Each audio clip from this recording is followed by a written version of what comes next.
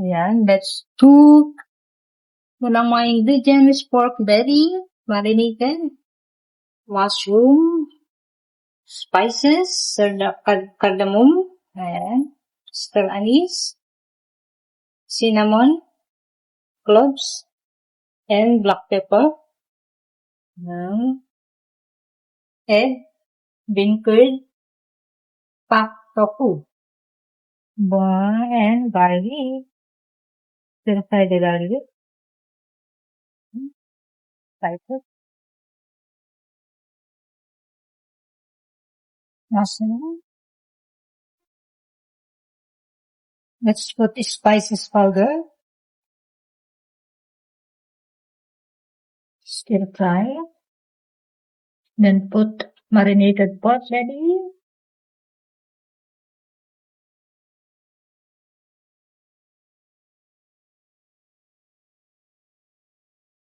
maglalagay na tayo ng tubig. Kailangan igisa muna natin hanggang lalabas yung konting mantika niya bago tayo maglalagay ng water. Yan, then cover.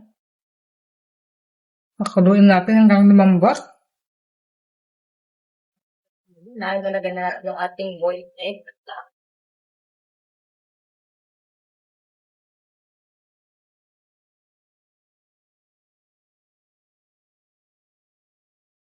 Then, ilugig lang natin para manuot yung lasa dito sa ating egg. Yan.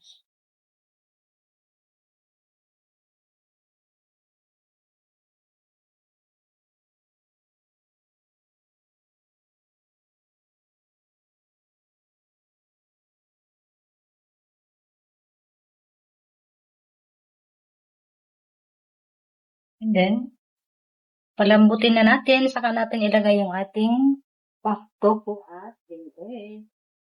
Ayan, pwede natin ilagay yung ating pak tofu para manuot yung lasa niya dito sa sauce niya.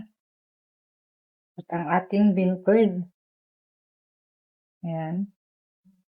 Ito ang sikreto ng masarap na loba. Hindi kumpleto ang ating loba pag wala itong dalawa. Bean curd, saka yung ating bean curd. Ayan, takpan natin and then hintayin na natin lumambot and then luto na. So, ayan, luto na ang ating loba.